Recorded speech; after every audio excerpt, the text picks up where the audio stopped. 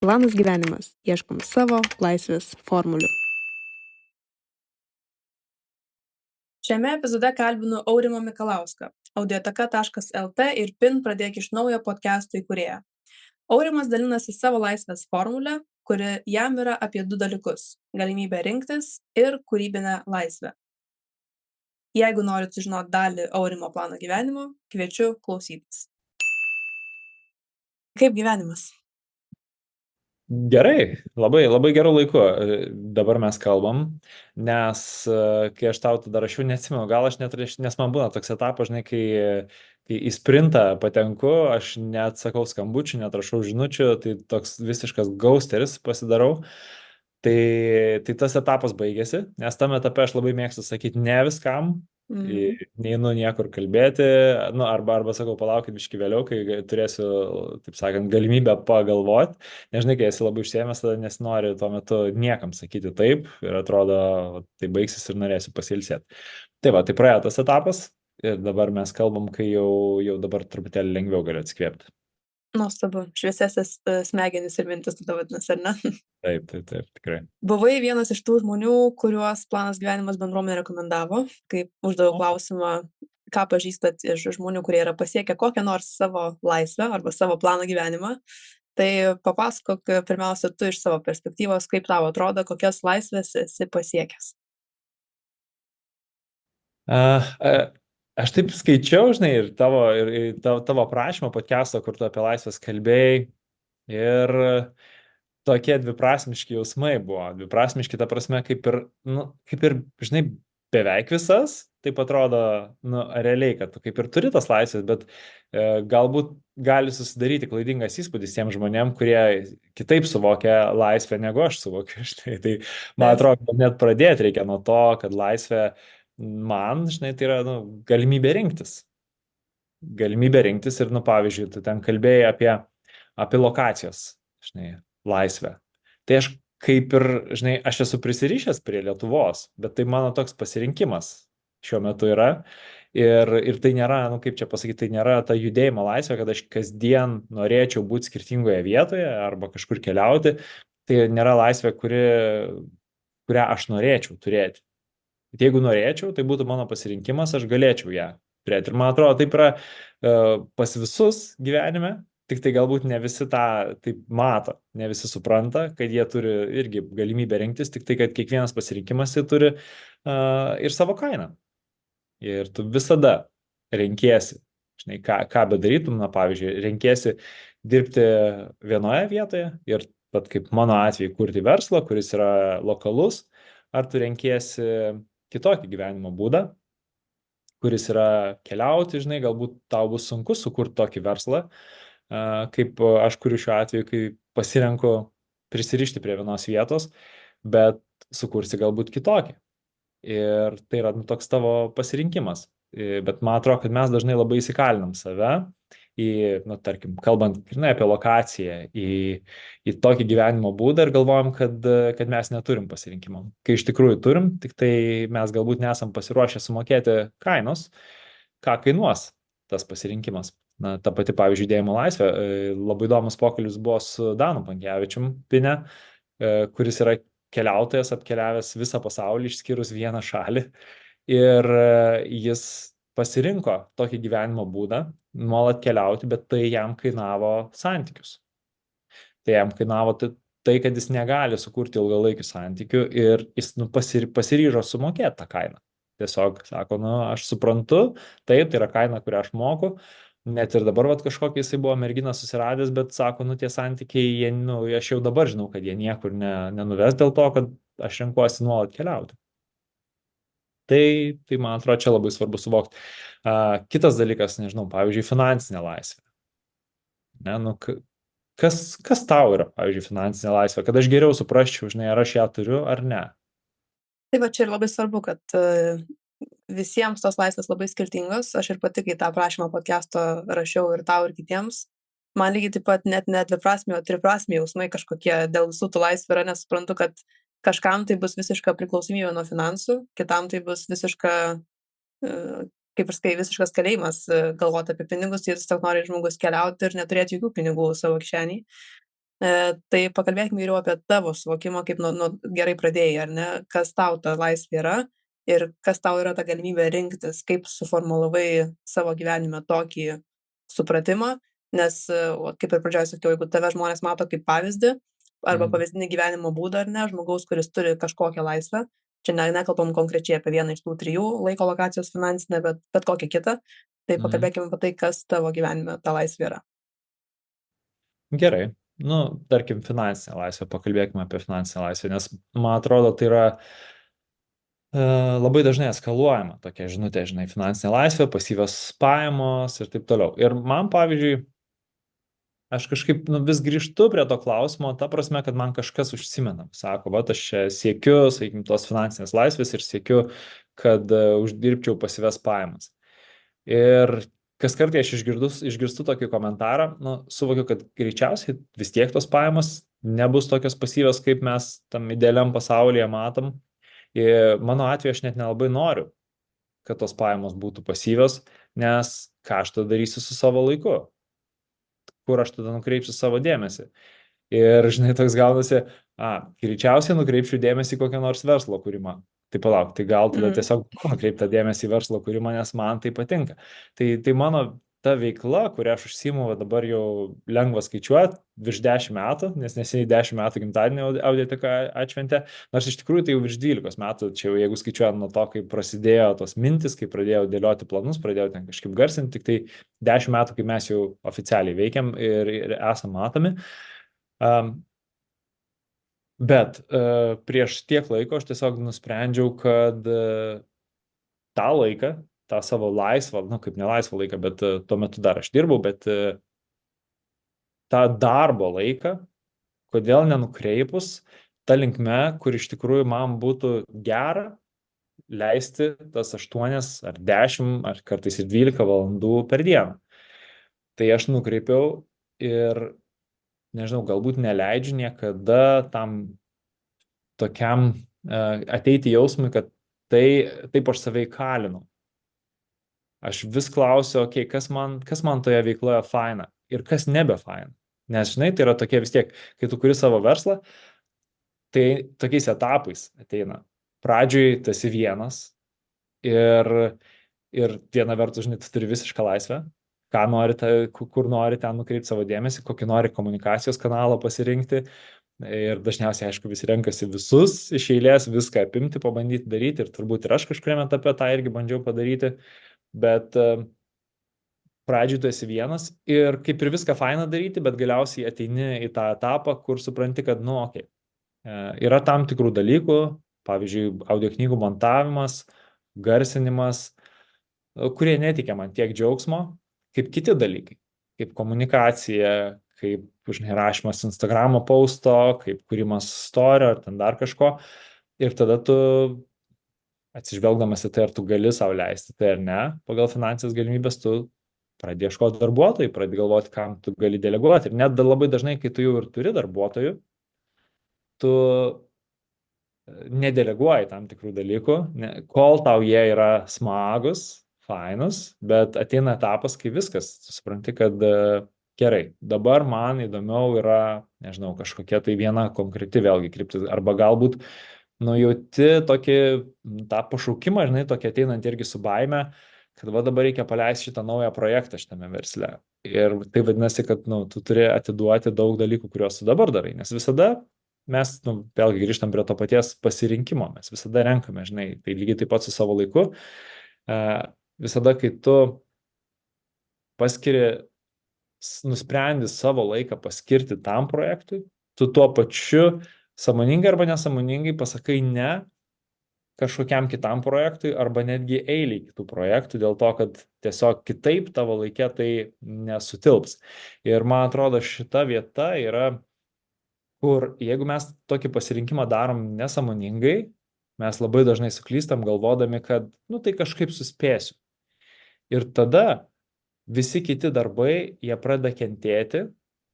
Jeigu, aišku, čia priklauso nuo tavo atsakomybės lygio, bet jeigu tavo atsakomybės lygis yra žemas, tai tu kaip ir leidi tiem darbam kažkaip susiklostyti, kažkaip nukristi, kažkaip pasimesti Ir tada, aišku, atsitinka, galimai gali atsitikti blogas dalykas, kad kažkuri tavo svarbi verslo ar veiklos kažkokios dalis, jinai pradeda griūti. Ir jeigu vėlgi, nes nepasižiūri tai sąmoningai, tai gali net ir realiai sužlugdyti visą tai. Tai dėl ko aš sakau, kad svarbu sąmoningai suvokti, kad tu pasirinkdamas kažką daryti, tu automatiškai kažkam kitam sakai ne, tai suvokdamas tai, tu gali klausti prieš pradėdamas kažkokį kitą projektą, klaus savęs, jeigu aš sakau taip šitam projektui, kam aš sakau ne? Ir tada, jeigu tu supranti, vadinasi, tarkim, aš pradedu naują projektą, audioteka verslui. Vadinasi, reikia apsimti ir komunikaciją, sugalvoti pardavimas, kaip pardavimai vyks, kaip su įmonėm bendrausim, kaip uždarinėsim, taip toliau, visus tos dalykus. Ir aš nebegalėsiu skirti tiek laiko galbūt audiotekos komunikacijai, tam, sakykime, B2C segmentui. Ir jeigu aš taip ir numesiu jį, tai gali būti, kad turės labai liūdnas pasiekmes. Bet jeigu aš sąmoningai užduodu klausimą, tam sakau ne, bet ar aš galiu tam sakyti ne? Na, visiškai negaliu. Vadinasi, aš turiu tą atsakomybę kažkam perduoti. Tai mes pradedame, žinai, vis kalbėti apie laisvę, visada eina su kažkokia atsakomybė. Tai man atrodo, čia turbūt yra tas svarbus momentas. Mini labai svarbius žodžius. Vienas iš jų buvo sprendimai. Kelis kartus šitą žodį paminėjai. Koks buvo tavo sprendimas, jeigu atsimeni tą galbūt momentą, ar nežinau, etapą prieš 10 metų, kai nusprendei, kad dabar eini iš savo darbo, kiek pamenu, buvai geras IT specas labai ilgus metus, ar ne? Ir tada pradedi savo kurti verslą. Jo, čia labai įdomus klausimas tavo. Įdomus dėl to, kad tas sprendimas, pirmą kartą, kai aš jį padariau, turiu omeny pirmą kartą, kai dariau tokio dydžio sprendimą, jisai man labai daug laiko atėmė. Aš suprantu, kad realiai mintise nesąmoningai tą sprendimą tai mes priimam taip, bet daug ilgiau užtrunka, kol mūsų sąmoningas protas prisiveja tą sprendimą ir galiausiai, kol sudėliojam visą savo gyvenimą taip, kad iš tikrųjų sektumėm tuo sprendimu. Tai taip, mano pirma ta karjera buvo IT sritis, kurioje aš buvau nuo 15 metų, kuri mane labai labai vežė. Tai prasidėjo nuo didžiulės tokios aistros, aš pamačiau filmą Hackers, nuo to labai užsinorėjau būti hakeriu, greitai panirau į tą visą kompiuterių pasaulį. Ir iš tikrųjų man labai sekėsi, nežinau, ar dėl to, kad man taip įdomu buvo, bet mane gan anksti pastebėjo vienos įmonės vadovas, pasisamdė, nuo 15 metų aš pradėjau dirbti, vedžioti internetą tuo metu Panevėžyje, paskui ten visokius maršrutizatorius statyti, tada tas išaugo į svetainių, domenų serverių priežiūrą, optimizavimą. Ir aš taip ėjau tas karjeros laiptais ir mano paskutiniai 10 metų IT srityje, 9, jeigu taip tiksliai, tai buvo jau vienoje JAV kompanijoje, kuri dirbo pagrindę Silicio slėnyje, dirbo su daugybė ir startuolių, ir didžiulių kompanijų. Mes turėjom ir Apple kaip klientą, ir Twitterį, ir Facebooką, dirbdom, optimizuodavom jų sistemas, aišku, turbūt kaip ir daug kitų kompanijų, bet tikrai dirbom ir su fainais klientais ir ten vykdavo kasmetinė Santa Claroje konferencija, kur susirinkdavo visi specialistai ir ten tikrai buvau toks atpažįstamas veidas, kur, žinai, gauni didžiausią salę ir ten ateina daug žmonių klauso. Tai man, aš buvau tikrai susitapatinęs su ta karjera. Bet atėjo momentas, kai aš pamačiau, kad ta karjera manęs taip nebeveža. Žinai, tai yra skaudu. Viena yra, kai tu dirbi nuo 8 iki 5 ir tu nekenti to darbo nuo pat pradžio, ne? Bet supranti, kad tai yra kaip ir būtina tam, kad tu išgyventum. Bet visai kita yra, kai tu labai mėgsti tą darbą, tau labai sekasi, tu uždirbi daug pinigų toj srity, bet atsikeli ir jau kelintas rytas iš eilės, taip jauti, kad nebe. Viskas, nebe. Ir aš jau buvau atradęs audio knygą kaip dalyką keičianti mano gyvenimą, jau pradėjau klausyti tobulėjimo tų knygų, pradėjau iš tikrųjų nuo minimalizmo, nuo Leo Babbato filosofijos, tokia ten Zen Habits turėjo tinklaraštį ir aš paskui audio knygą atradau, tai buvo mano pirmoji audio knyga, aš pradėjau klausyti, tai pradėjo tokie, kaip čia, keisti mano filosofiją, požiūrį į gyvenimą.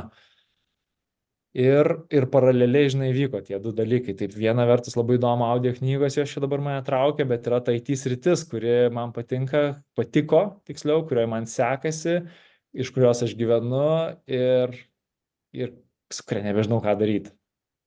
Tai 3 metai buvo va tokio labai stipraus laužimosi, kur aš dar dirbau toj pačioj kompanijai, bet jau jaučiau, kad kažkas ne taip. Ir paraleliai ten labai daug klausydavau knygų, labai daug mokiausi, nors ir nesąmoningai, bet jau labai aiškiai mokiausi apie verslą, nes su verslu nieko bendro iki tol neturėjau, apie vadovavimą, apie marketingą, apie pardavimus, visi tie dalykai mane pradėjo dominti, žinai, ten visokios good to great, delivering happiness, tokios, sakykim, klasikinės, dabar jau, kaip atrodo, žinai, klasikinės verslo knygos, tai su jom daug laiko leidau. Ir turbūt tų 3 metų man reikėjo. Reikėjo tam, kad aš ir įsileiščiau tą mintį ir suprasčiau, kaip tas verslas veikia. Ir vis tiek, kai pradėjau audioteką, tikrai nieko aš nesupratau. Tik tai, žinai, nuo tokių jau turėjau kontekstą. Užsikrovęs, žinai, kur turi daug žinių, net nežinių, gal pavadinčiau taip, informacijos turi daug, nes žinios, man atrodo, yra tada, kai jau tą informaciją pradedi naudoti.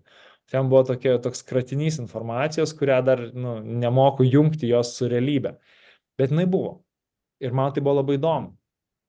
Žinai, vienas iš tokių ženklų labai aiškiai man parodančių, ir dabar aš tuo tikrai vadovaujuosi, ar aš esu, kaip aš vadinu, teisingame kelyje, tai ar aš gebu mokytis toje srityje, kurioje esu. Tai man, pavyzdžiui, su IT sritis iki šiol yra ta vieta, kur tu turi labai intensyviai mokytis, jeigu nori neatsilikti nuo to, kas vyksta. Ten nuolat išeina naujos programavimo kalbos, nauji frameworkai, nauji ten, nežinau, daug visokių naujovių ir tu turi mokytis, kad suprasti, ten net naujos duomenų bazės išeina, kad suprasti tos dalykus ir būti, taip sakant, viršuje. Ir aš mokydavausi ir man būdavo labai įdomu, bet tie paskutiniai 3 metai aš negalėdavau prisiversti.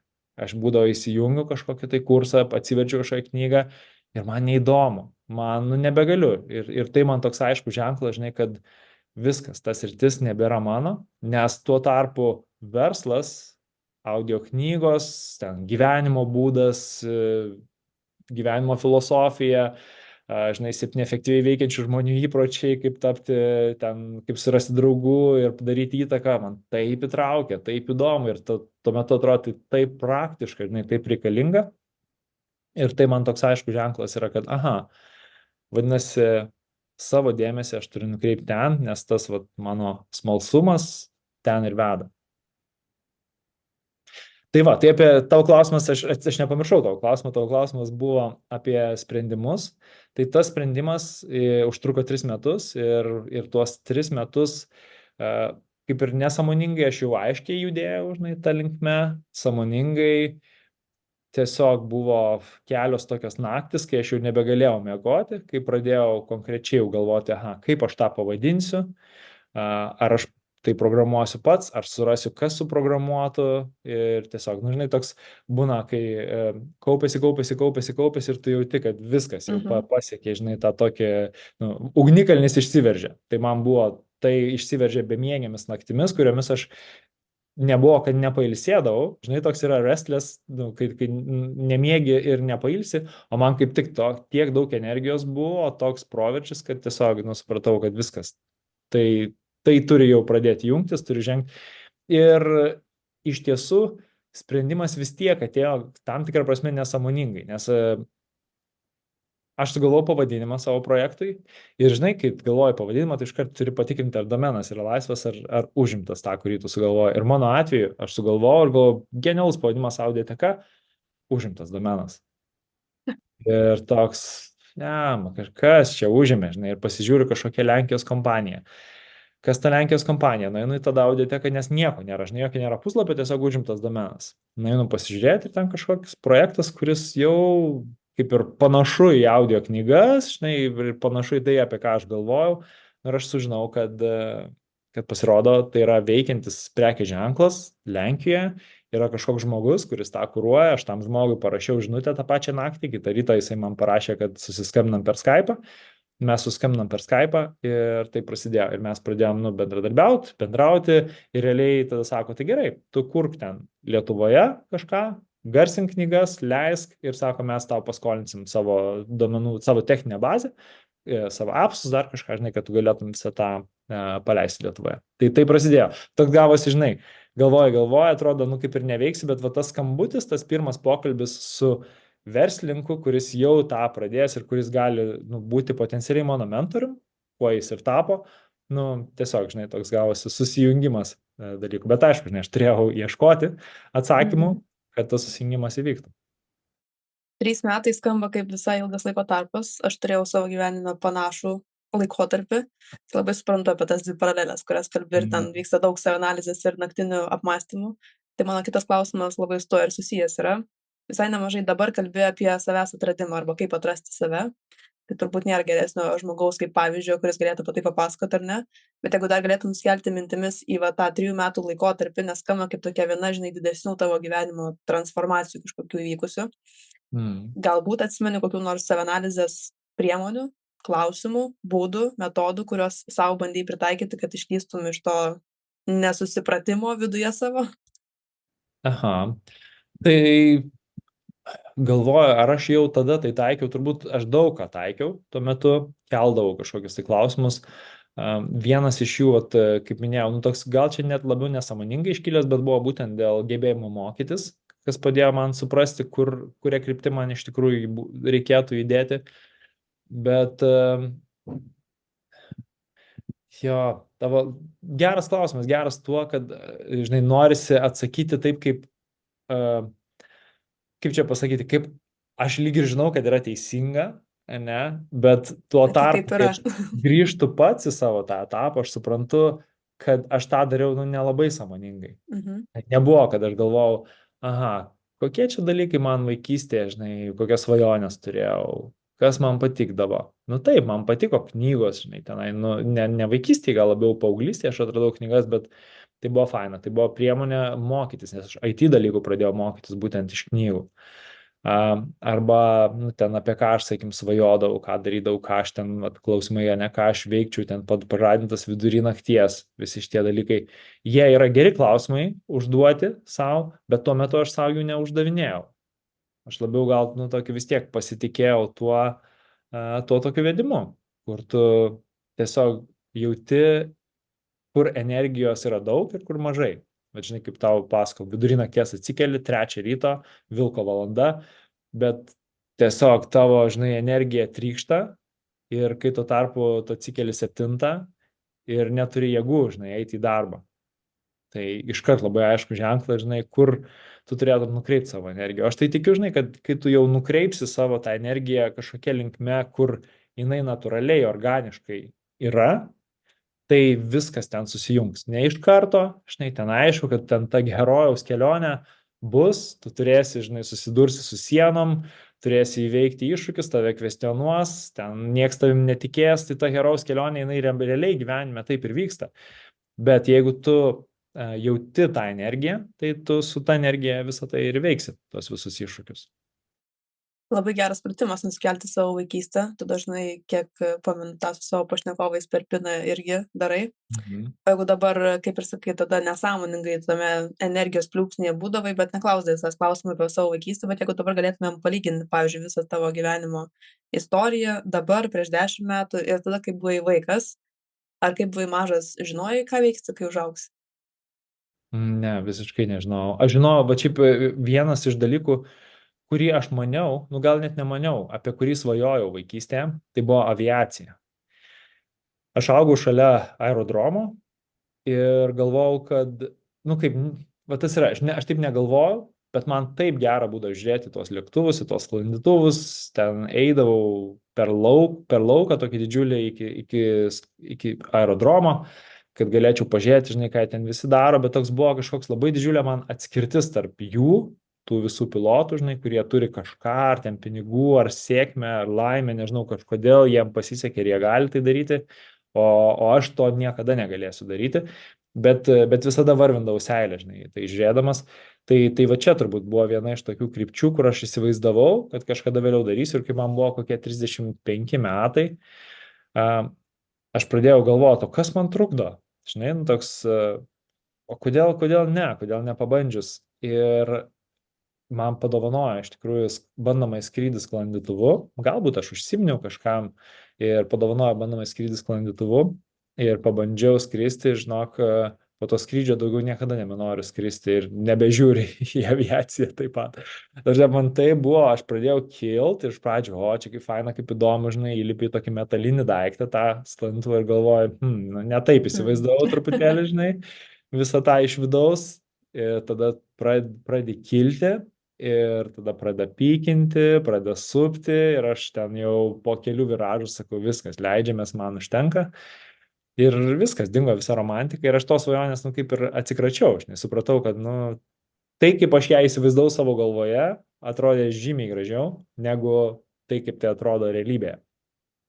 Tai va, tai čia buvo kaip tik toks svajonė, kurią ilgai nešiausi, bet aš jos paskui, nu, ją tiesiog paleidau, atsisveikinau, o kad kada nors su audio knygom arba su knygom arba su leidyba kažką bendro turėsiu, arba podcastą, kad turėsiu, neįsivaizdavau, žinot. Netgi tada, kai jau realiai klausiau podcastų, man buvo kokie 25, kai aš klausiau pirmo podcastą savo gyvenime, tai buvo podcastas apie fotografiją, Tips from the Top Floor, tokio Chris Marquardt, ir po podcastai tai buvo retenybė, nes čia buvo 2008 metai, nieks dar, nu, kabutėse niekas, tai buvo vienas kitas, kas darydavo podcastą, ir buvo, nu, vienintelis man įdomus, aš jį klausydavau, bet niekada neįsivaizdavau net ir tada, kad aš pats kurčiau podcastą. Bet žinai, toks buvo, o dabar kaip prisimeni, tą jausmą galvoju, nu, vis tiek kažkokia maža dalimi, nu, aš turėjau tokią, na, žinai, svajonę, norą, kad gal, žinai, kažkaip, bet tiesiog taip smarkiai trūko tikėjimo, kad aš galėčiau tai daryti, kad kažkam būtų įdomu manęs klausyti. Čia dar savivertė, žinai, visokie klausimai prasideda, kad aš neprisileisdavau tos minties. Ir net, žinai, nebuvo, kad svajočiau, nu, taip, žinai, vis tiek būna, kad prisimeni tam tikrus, nu, pavyzdžiui, apie aviaciją, ne? Nu, vis tiek aš svajodavau, kaip aš skrendu, žinai, kaip man sekasi. Tuo tarpu podcastų aš neprisileisdavau tos minties. Ir tik dabar galiu pasakyti, kad kažkur giliai, žinai, buvo tokia maža svajonė, kad kažkada tą darysiu. Ir iki jos įgyvenimo, matai, beveik 15 metų užtruko. Nu, 10 gal, bet vis tiek labai daug. Užtruko, bet čia jo, netiktų pasakymas geriau vėliau negu kada, gal ir tiktų. Bet apie gabumus dar labai įdomus būtų momentas, kuriuos irgi paminėjai, nes kaip ir sakai, vat, konkretaus kažkokio tai materialaus fizinio dalyko svajonėse kaip podcastas, kaip audio knygos ar kaip verslas neturėjai. Tai turbūt mažai kas turim, žinai, tokių konkrečių svajonių, ką mes neveiksim, kaip mums bus 40. Bet gabumai, ar galėtum išskirti kažką, kur tu buvai skirtinai gabesnis vaikystėje arba kur tau ištirpdavo visiškai laikas, kokios nors veiklos metu ir ar tai turi kokią nors tiesioginę sąsają su to, ką tu dabar veiki? Operacijos, pavyzdžiui, verslo marketingas, komunikacija arba kažkas panašaus. Nes kaip ir sakei, tau, žinai, audio knygą įgarsinti nei smagu, nei faina, bet galbūt yra kažkokių savybių, kurias galim būtų ir klausytojams, žinai, paknybinėti iš savo vaikystės, kurios nebūtinai tiesiog įves, kad tu dabar, žinai, kursi podcastą, bet pats veiksmas ar momentas tau visiškai suteiks laimę. Kaip jau ir tu pastebėjai, aš mačiau tavo vieną įrašą apie tai, kiek iš tikrųjų reikia visokių laidų, techninių dalykų tam, kad nusifilmuoti podcastą. Tai vat, pavyzdžiui, šitas dalykas man buvo labai natūralus nuo pat vaikystės. Aš vaikystėje, kaip man buvo kokie 12 metų, užsiimdavau radio techniką.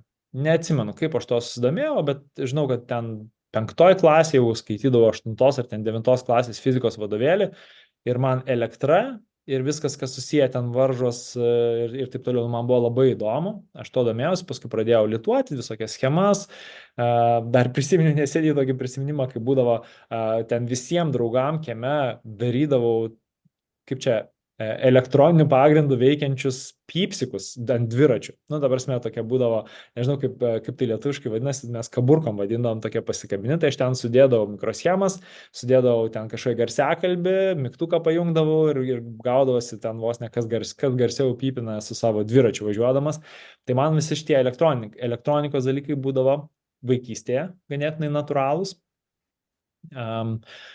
Nuo, galvoju, kokių 15-14 metų savo brolio dėka aš sukinėdavausi radio stotyje vienoje Panevėžio, ten toks buvo Aukštaitijos radijas, ir aš jiem padėdavau tiesiog kompiuterius susitvarkyti ir man už tai niekas pinigų nemokėjo, man tai tiesiog buvo labai faina, bet aš visada buvau nuo to laiko šalia garso, šalia mikrofonų, šalia studijų, netgi esu keletą kartų buvęs eteryje, ten vedęs laidas, nes kažkas, kas turėjo pravesti laidą, neatėjo ir ten reikėjo man pavaduoti ir tai buvo labai daug streso kelianti situacija ir neįprasta, bet, tiesiog, taip sakant, gelbėjai situaciją ir atsiduri tokiu būdu eterėje.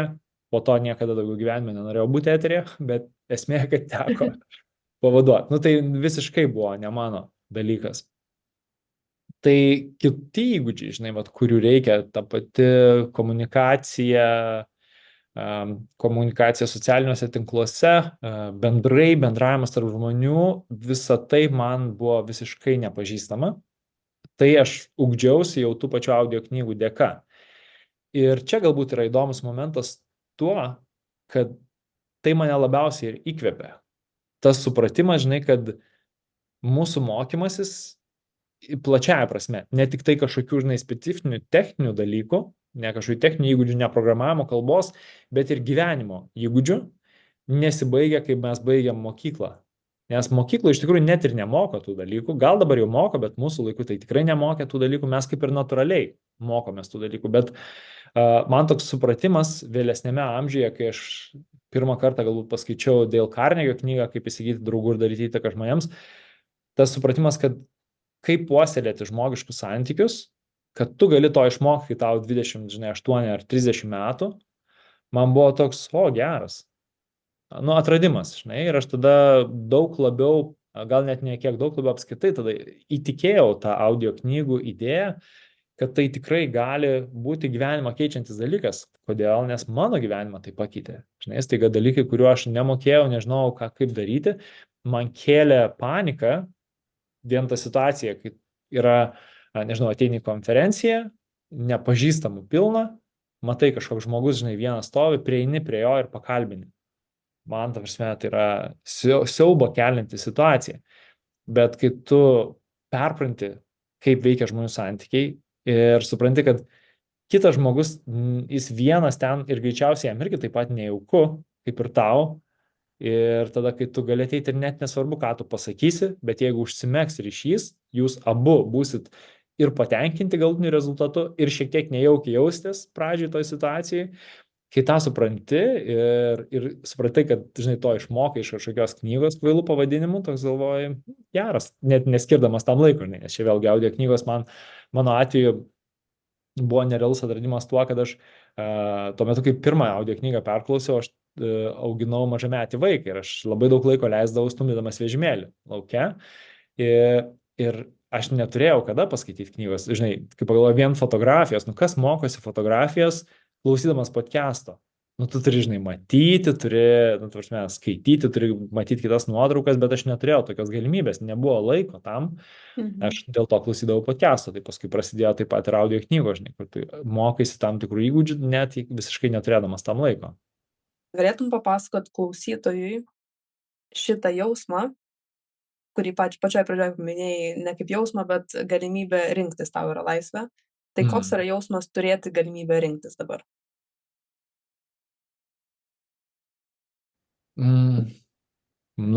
Trumpai, tai labai geras jausmas.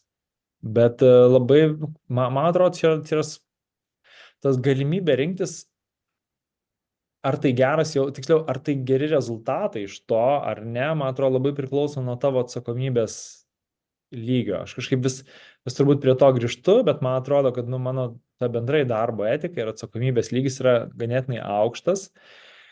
Ir tada tu, vadinasi, kiekvieną savo ir pasirinkimą apgalvoji, žinai, skaitydamas ir visas pasiekmes. Tai dėl to man tai yra labai, labai geras, labai malonus jausmas. Dėl to, kad aš iš savo jau ir patirties suprantu, kad rinkdamasis aš greičiausiai atsižvelgsiu į daug dalykų ir nu, nesukelsiu ir kitiems žmonėms kažkokių neigiamų pasiekmių. Nes, nu, tarkim, ta pati laisvė, nežinau, laisvė judėjimų. Ne? Nu, kaip ir aš suprantu, kad aš ją turiu, bet aš nedarau tokių staigių neapgalvotų judesių, žinai, kad staiga ten vidury savaitės sugalvoju, išvažiuoju kažkur, žinai, nes kaip ir turiu tokią laisvę. Neišvažiuoju, nes suprantu, kad aš esu pažadėjęs žmonėm kažką ir tuos pažadus turiu įvykdyti, žinai, aš kažką esu suplanavęs, turiu pažadus savo, aš juos irgi noriu įvykdyti, žinai, turiu kažkokį tai ilgalaikį planą, kurį aš noriu įgyvendinti. Ir tada, žinai, kai kam tada atrodo, nu, tai ar tai čia laisvė? Nu, viskas, tu jau kaip ir save suvaržai, bet iš tikrųjų tiesiog aš pasirinkau, kad aš noriu gauti tokių rezultatų, noriu turėti tokį rezultatą po 5 metų, žinai, ir dėl to dabar aš turiu rinktis tokius veiksmus, na lygiai taip pat, žinai, kaip sportuoti ar nesportuoti. Kiekvienas mes turim tokį visiškai pasirinkimo laisvę, sportuoti ar nesportuoti, bet, žinai, kai supranti, kad artėja vasara ir yra žmonės, kurie, nori vasarą turėti kažkokį tai gražų kūną, žinai, kad galėtų eiti degintis ir patys į save žiūrėti ir žavėtis, tai kas yra proaktyvesni, supranta, kad šiandien yra labai geras metas pradėti sportuoti ir ruoštis tai vasarai, kurios tu nori. Bet gali rinktis to nedaryti. Tik tada, už pusės metų, žinai, tu turėsi tą rinktis pasiekmę, kuri yra slapstytis, jeigu tavo kūno išvaizda svarbi, nu, tam, kad, taip sakant, tavo savivertė nekristų tuo metu. Ar tuo metu, kai dirbai samdomą darbą, ar bet kokia kita veikla užsiėmei dar iki savo verslo, jauteisi laisvas? Manau, kad ne. Manau, kad ne. Tikrai buvo ir lokacijos didelė dalim, nors aš kaip ir, labai įdomu, aš dirbau darbą, kur 9 metus aš dirbau nuotoliu. Mano klientai, buvo, kaip minėjau, ten dauguma Silicio slėnyje, pati kompanija buvo pradžioj įkurta Jungtinėje karalystėje, paskui persikėlė į JAV. Ir mes susitikdavom tik tai kartą metuose, tokį visuotinį kompanijos susitikimą turėjom ir dar būdavo, kad per konferencijas susibėgam. Ir kaip ir tokia turėjau judėjimo laisvę, teoriškai, bet praktiškai aš rinkdavausi visada dirbti iš namų ir savo kažkokiam darbo ofise. Bet galbūt vėlgi tai yra susiję, žinai, ir su tuo, kad yra šeima, ne? Ir tu prieš šeimą irgi turi atsakomybę ir tu negali jų palikti arba negali jų visą laiką kilnotis, jeigu tai nėra būtina, žinai, ir jeigu patogiau yra vaikui mokytis vienoje kažkokioje mokykloje. Tai vėlgi šeimos kūrimas yra turbūt vienas iš tų dalykų, kuris turi tam tikrų atsakomybių, žinai, kurias irgi labai aiškiai reikia suvokti nuo pat pradžių. Ir kažkokią kainą, kaip ir sakei. O čia įdomus momentas, nes su kai kuriais pašnekovais kalbam apie tai, kad nesvarbu, kuo užsiemi, ar kuris savo verslą ir esi vėliavnešys kažkokios savo idėjos, ar dirbi samdomą darbą, arba kokią kitą veiklą, vis tiek gali jaustis laisvas. Tai tavo atveju sakai, kad tada nesijauti laisvas, dabar jautiesi ir daugiau kalbam ne apie kažkokius ten, kaip ir sakai, pinigus, fizinės lokacijas ar kažką panašaus, bet man skamba lyg apie kažkokią tai pamatinę vertybę arba pamatinį laisvės tokį poskonį. Galėtum pabandyti čia praplėsti mintį ir išryškinti, kas pasikeičia galvoje tavo konkrečiai, tada kai pradedi kurti savo verslą ir supranti, kad dabar jau jauties tikrai gerai, kaip ir pačioj pradžioj minėjai. Jo, žinai, aš taip galvoju, kad tai net nėra susijęs su tuo, kad aš pradėjau kurti savo verslą ir kad dėl to jaučiuosi laisvesnis. Man atrodo, čia yra labiau, kada įvyksta tas toks minties šuolis arba minties, tas kaip čia, savivokos, žinai, praplėtimas, kai tu supranti, kad tu visada renkiesi, bet nuo ko mes, žinai, laidą ir pradėjom. Kad ta laisvė, yra toks labai reliatyvus dalykas ir galvoju, kokį čia, žinai, į kokį pavyzdį mes galėtumėm nukreipti, nueiti galbūt, žinai, tau kažkoje šaus mintis į galvą, tiesiog, kad nekalbėti labai abstrakčiai, žinai, apie tą tokį pasirinkimą, ką tu darai su savo laiku, žinai, nes lygiai taip pat, tarkim, kai aš dirbau samdomam darbe, tai netgi ir pats dirbimas tam samdomam darbe irgi buvo mano pasirinkimas. Nes man tai buvo tuo metu patogiau. Tik tai dažnai, kai tu dirbi samdomam darbe, tu to nesuvoki. ir nepriimi to kaip, kad yra alternatyva, žinai, kad tu kažkaip kitaip galėtum veikti. Nes tiesiog, nu, kaip čia, gal net nesi pasiruošęs mintimis susidurti su visom pasiekmėm, kurios tavęs lauktų tuo atveju, jeigu išeitum iš to samdomo darbo, žinai, ir ne į kitą samdomą darbą, o į kažkokį galbūt savo verslo kūrimą. Tai galvoju, kad man turbūt tam etape turbūt norėjosi daugiau ir tokios kūrybinės laisvės, norėjosi, žinai, aiškiau jausti, kur kaip gal labiau pasiduoti tai tokiai tėkmei, žinai, kur nori, kur tu jauti, kur tavo kūryba veda. Ir šia prasme, tas manęs samdomas darbas, nu, kaip ir jau įkalino. Ir vienas iš tokių ryškiausių dalykų, ką aš atsimenu, būtent tam samdomam darbe, kad pradžiai, kokius turbūt 5 metus, kai aš dirbau toj kompanijai, mes dirbdavom su visai kitokiais klientais. Dažniausiai tai buvo labai mažos įmonės, startuoliai, ir mes dirbdavom su tų įmonių įkūrėjais, su tų įmonių galbūt tie CTO vadinami, Chief Technical Officer, kurie būdavo labai užsivedę, pačia savo, kaip čia, kompanijos sėkmė jiem buvo tiesiogiai svarbi. Ir dėl to darbas su jais buvo labai įdomus, nes kiekvienas mažas atradimas, kurį tu padarai, kuris padeda jiems veikti, nu, sakykim, kaip platformai, kaip kažkokiam tai appsui ar panašiai, padeda veikti geriau, juos ir tiesiogiai nudžiugina, ir jie labai dirba dėl to, žinai, jie viską tu pasiūlai, jie sako, jo, geras, tikrai čia tai padės, čia mes galėsim turėti 2 daugiau vartotojų, jo, galėsim, nu, tada jie iš karto tą padaro. Ir man tai buvo labai didžiulis skirtumas, kaip čia, man tai buvo didžiulė motyvacija, man buvo faina su tai žmonėm dirbti, nes jiem rūpėjo. Ir po kokių 5 metų įmonė, kurioje aš dirbau, užaugo, staiga ne mes 3, staiga mūsų 150, žinai, yra, nu, ne staiga, aišku, tas vyko palaipsniui, bet toks, žinai, įvyko lūžis ir tu supranti, kad klientai, su kuriais tu pradedi dirbti, jie yra ten, žinai, yra vadovas ir yra kokie ten, žinai, 6 žmonės po to vadovo, ir tas žmogus, su kuriuo tu dirbi, kuriam tu tą ataskaitą duodi arba kuriam atsiliepimus duodi, jam absoliučiai nerūpi. Ir tu padarai ten kažkokį tai auditą, po 6 mėnesių dar kartą grįžti, vėl dėl to paties klausimo, ir tu supranti, kad tu net neapsimoka daryti tą auditą, dėl to, kad viskas, ką tu atradai praeitą kartą, tai vis dar bus taip, kaip buvę. Nieko jie nebus įgyvendinę, jokių pakeitimų, nes tiesiog niekam nerūpi, žinai. Ir tada toks beprasmybės jausmas mane apėmė, žinai, tą suvokus, kad aš galvoju, gerai, nu, aš savo energiją, savo kūrybinę tą visą energiją norėčiau panaudoti visai kitaip. Ir pats nuspręsti, žinai, kur aš ją panaudoju. Tai čia turbūt vienas iš tokių didžiausių virsmų, galbūt vienas iš motyvų pradžioj buvo pradėti, žinai, kažką savo, bet vienas iš didelių virsmų, kurį aš net ir dabar jaučiu, žinai, nu, vat, kaip minėjau, ten baigėsi tas toks intensyvaus darbo periodas, kai mes turėjom įgyventi projektus, kurie buvo suplanuoti, ten, žinai, knygų mugę padaryti, ten PIN akademiją paleisti, dar kažkas, ir dabar, žinai, vėl esu tame etape, kur, okei, kas toliau? Ir tai yra labai fainas jausmas, žinai, kai ką tai gąsdina mane, nu, toks yra gerai, galvom, ką darom, ką dar turim, žinai, ką galim deleguoti, galbūt kažko jau nebereikia daryti man, kažką galiu perduoti, bet, žinai, kur toliau, kas bus kitas tas projektas, galvo, tai man tai yra labai labai smagu. Tai ar dabar irgi naktimis 3 ryto sapnuoji, kaip vadinsis kiti projektai ir ką toliau darysi? Būna. Tikrai.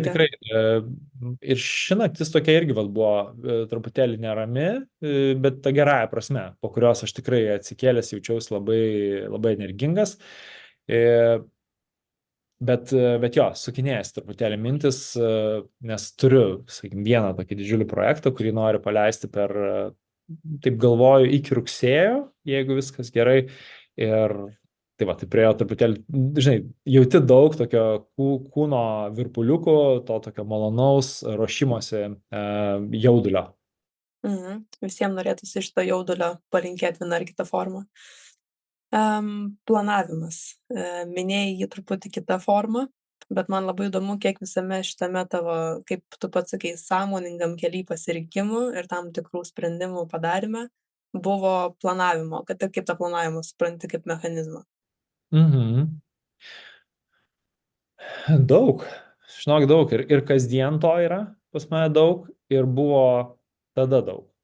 E, Aš gal planavimą skirstau taip, turbūt, nu, čia praplėsiu gal plano rėmus, nežinau, bet pas mane yra tokie keli dalykai, turbūt yra vienas yra, čia gal mažiau į planą įeina, tas toks savo misijos, savo pašaukimo suvokimas, pojūtis, tai čia, žinai, yra labai nekonkretu, labai toks aptakus dalykas, bet man svarbu jausti, žinai, koks yra, toliau yra vizija, tai yra, kur aš noriu kažkur atsidurti ir man tai yra toks, nu, gali vardinti, žinai, tikslas, gali pasakyti, kad tai tiesiog yra ten, kur visos pastangos, žinai, veda.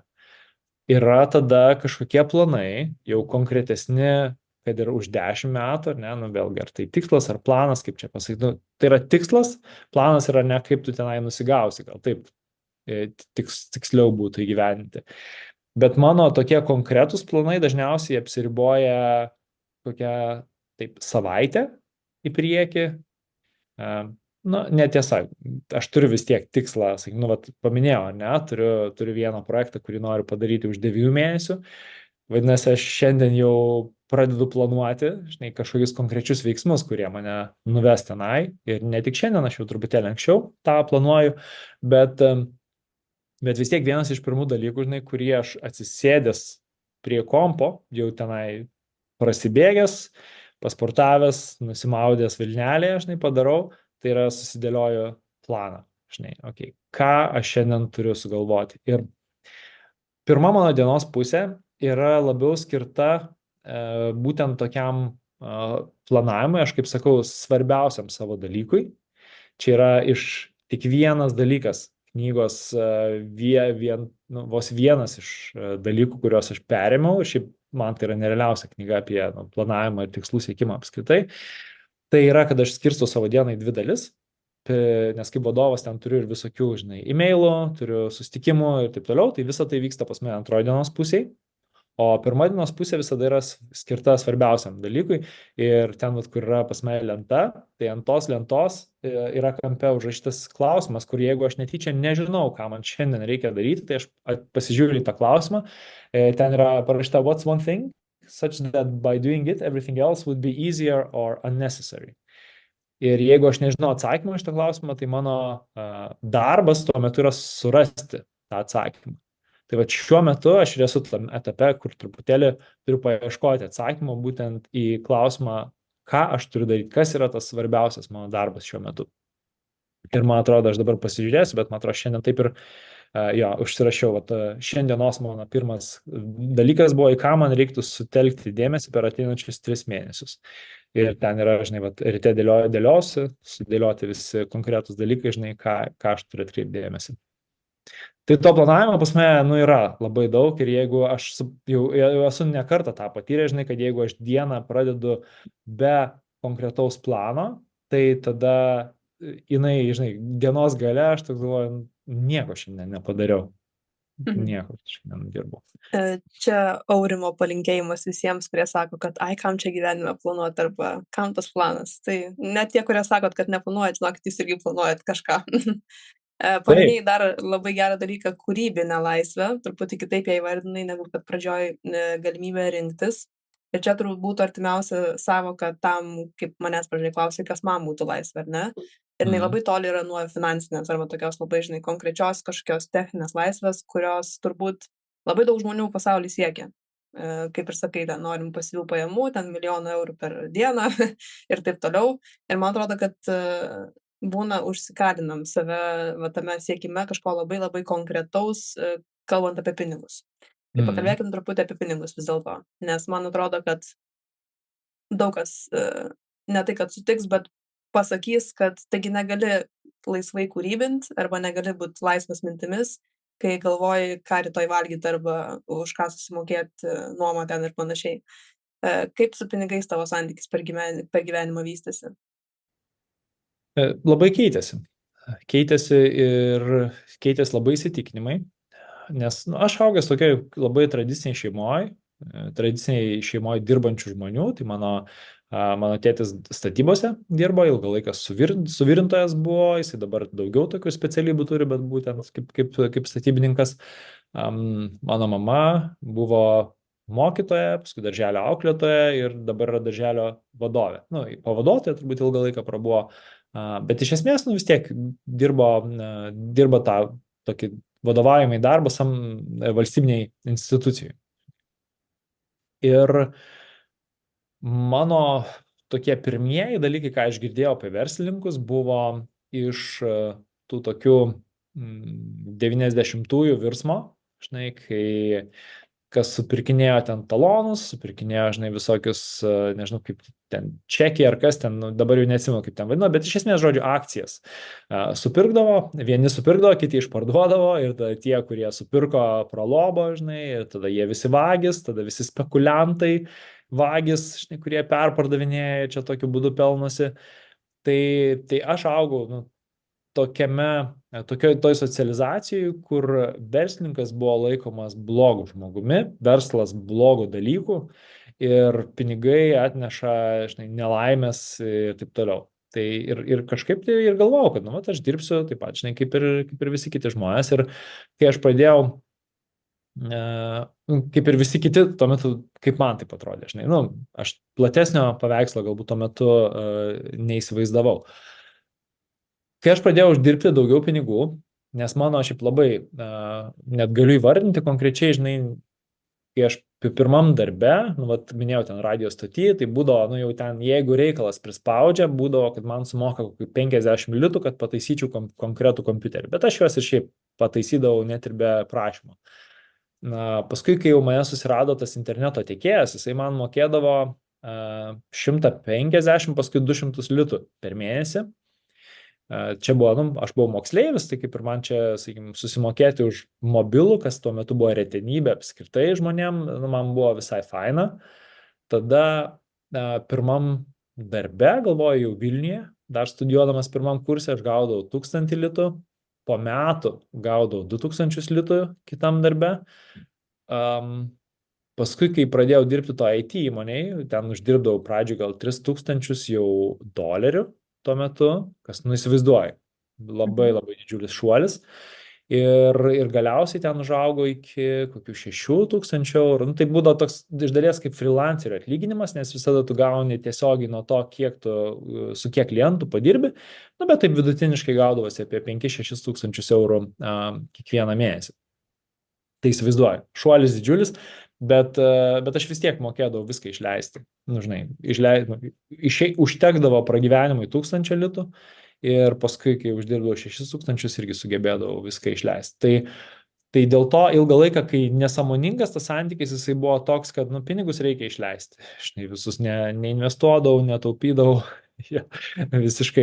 Ir aišku, nu, žinai, dabar net sunku paaiškinti, kaip išleisdavau, bet, nu, ten, žinai, kažkokia brangiai kelionė susigalvoji, ten nusiperki mašiną, ten dar kažką ir, nu, išsileidžia tie pinigai labai greitai. Tai čia buvo tokia pradžia. Paskui, kai pradėjau galvoti apie savo verslą, tai natūraliai aš tiesiog pusę atlyginimo, savo IT atlyginimo pradėjau atidėti tam, kad galėtumėm garsinti knygas. Nes kiekvieną mėnesį aš, nu, tarkim, gaunu, žinai, 6000 eurų, tai aš pusę, 3000 atidedu tam, kad už 1000 eurų įsigyti vieną licenciją vienai knygai ir ten kokius 2000, kad apmokėti darbuotojo atlyginimą, vieno, kuris montuodavo knygą, žinai, ir ten galbūt sumokėti garsistui. Nu ir taip galėdom pradžiui ten kokią gaudavosi, man atrodo, per pusantrą mėnesį, per 2 mėnesius vieną audio knygą išleisdavom, mes tokiu būdu. Nu ir tai buvo, man, žinai, tokia pirmoji investicija. Ir tos investicijos grąžą aš pradėjau matyti tik po kokių 7 metų. Bet mano suvokimas jau buvo. Aš jau buvau perklausęs Roberto Kiyosaki, šitągi turtingas tėtis, vargšas tėtis, kiek vėliau ir turtingojo tėčio pinigų srauto kvadrantą. paskui Bodo Šeferio buvo knygos ir tos knygos, nu, jos plėtė mano tą suvokimą, aš, žinai, net nenoriu pabandyti visų tų principų įvardinti, bet tai buvo labai didžiulis pokytis tarp to, kokioje aplinkoje aš augau ir kokį mačiau santykį su pinigais ir koks jis yra dabar. Tai va, ir dabar mes ateinam į tą vietą, kur ar aš noriu tos finansinės laisvės, žinai, ar aš ją galėčiau turėti, nu kaip ir taip, ne, nu tarkim, elementariai paėmusi dabar Audioteka yra vertinga kompanija, ne, vadinasi, aš galėčiau tas akcijas parduoti ir tokiu būdu staiga tapti, žinai, ten milijonierius, turėti visą tą grinais pinigais, žinai, savo sąskaitai. Nu ir ką, tada man reiktų kažką daryti, žinai, nu ten negaligi visą laiką atostogauti. Nu, aš negalėčiau, nežinau, man ten gulėti, pliaže skaityti vien tik tai knygas. Faina, tą, žinai, kaip balansą turėti, paskaityti knygą vakarais, pavyzdžiui, ar paklausyti knygą rytais bėgiojant, bet aš vis tiek turėčiau veikti kažką įdomaus. Ką man įdomu veikti? Ta, ką aš darau kiekvieną dieną. Žinai. Tai yra dalyvauti tą, nu, kaip čia pasakyti, žaisti verslo žaidimą. Žinai, dabar aš jau galiu tą net įvardinti, kad tai yra, nu, verslas yra savotiškas žaidimas, tai yra tokia smėlio dėžė ir tai yra tam tikros taisyklės, vieni jas gerbė, kiti negerbė, tu, žinai, pasirenki, kokią tu rolę žaisi, nu ir žaidi tą žaidimą. Ir jisai man asmeniškai šiuo metu yra įdomus, kai man pasidarys neįdomus, aš greičiausiai kažką kito darysiu.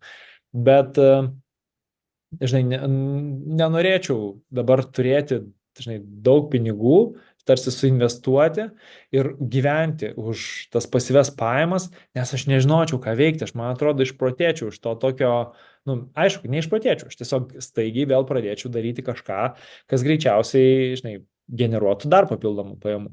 Tai kam, taip sakant, eiti ten, jeigu aš jau esu čia? Ir čia paminėjai šalia pinigų visą laiką einančią temą, investicijas ir rizikas. Ko palinkėtum žmogui, kuris žino kažkur giliai, kad labai nori laisvės, nesvarbu kokios, bet tiesiog jaustis laisvesniu negu yra dabar, bet bijo? Žinai, būsiu banalus turbūt, bet vis tiek daryti. Turiu omeny, kad baimę, aš lygiai taip pat su ta pačia baime darau ir net juokinga, prieš kiekvieną piną aš labai bijau, prieš kiekvieną verslo sprendimą aš bijau. Vakar priiminėjau vieną labai sunku irgi verslo sprendimą, kurį, nu, negaliu sakyti, kad ilgai atidėliau, kelias dienas, bet vis tiek, nu, tai tiesiog iš tos pačios baimės, nu, bet vis tu paimi ir priimi tą sprendimą ir baimė yra absoliučiai normali, galima su baimė dirbti, yra labai paprasti, šiaip galiu parekomenduoti, ne tik palinkėti, bet parekomenduoti Tim Ferriso 4 valandų darbo savaitę, nebūtinai visą perklausyti, bet ten yra vienas skyrius, kuriame kalba Tim Ferrisas apie baimės ir ką su juo mes darom. Ir labai fainas toks analitinis procesas yra, kur tu įsivardyji konkrečiai, ko tu bijai, ir tada sakai, okei, nu gerai, o jeigu taip atsitiktų baisiausias mano scenarijus, žinai, ką aš tada daryčiau? Bet taip konkrečiai, žinai, ne kada panikuočiau, bet realiai išeini iš darbo, pradedi savo verslą, tavo verslas žlunga, neturi pinigų, neturi kaip išlaikyti šeimą, ką darai? Ir, nu, gerai, kraustausi pas tėvus gyventi, ten kraustumės pas žmonos tėvus gyventi. Nu, ar susitaikytum su tuo toks? Nu, gal, okei, o jeigu tau reiktų, žinai, vėl susirasti darbą samdom, ar susirastum tą darbą? Nu, šiaip iš tikrųjų, tai turbūt susiraščiau. Ir tu perini per tas baimės į sąmonį ir tada supranti, kad, okei, nu, aš jaučiu tą baimę, nes tai yra natūrali baimė, jinai, žinai, gali, jeigu taip jau giliai pasikasęs, gali suprasti, kad tai yra susiję su pirmykštė mūsų baimė išvarimo iš bendruomenės, nes susimausim, nes, žinai, nu, kažkokiu būdu netitiksim savo to bendruomenės normų ir mus tiesiog išstums ir mes būsime tam atskirtyje, žinai. Tai apie tai yra ta baimė arba, nu, mirties baimė, nu, bet iš tikrųjų atskirtis yra net didesnė baimė dažnai negu mirties baimė. Ir tada, kai įsivardyji, ar tikrai mane atstums dėl to, kad aš ten kažkokį savo verslą pabandysiu, ar tiesiog pasijuoks, nes tau nepavyko, galbūt kažkas pasišaipys truputėlį. Ir tada, okei, ar tikrai tai baisu, kad kažkas iš tavęs truputėlį pasišaipys? Nu, kiek tau metų? Tai tas įsivardyjimas iš tikrųjų labai padeda įsižeminti ir suprasti, kad tai nėra taip baisu, kaip iš tikrųjų tau atrodo, kai tu nešiojasi tą baimę kaip debesį, kurio tu nesi įvardijęs. Ir geriausia dalis, kad niekam net neįdomu nei tavo sėkmės, nei tavo nesėkmės, taip plačiaja prasme pažiūrėjus.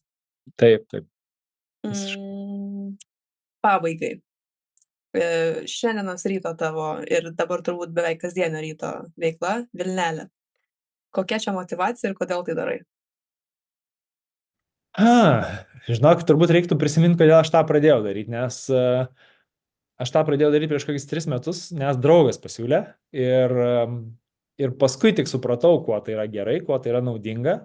Bet dabar, aš ilgą laiką beje buvau atitrūkęs nuo to, negaliu sakyti ilgą laiką, lygiai metus buvau atitrūkęs nuo šito ritualo savo, nuo bėgiojimo, nuo Vilnelės, dėl to, kad aš auginau vaiką. Ir tiesiog, tai atrodo, koks čia pasteisinimas, bet labai paprastai paaiškinsiu, aš neturėdavau jėgų, dėl to, kad po bemiegės nakties, tu supranti, kad tavo imuninė sistema yra labai sujautrėjusi, emocinė sveikata tavo yra ant ribos ir tu ten bandyti bėgti per prievartą, maudytis ir taip toliau, yra labai didžiulė rizika.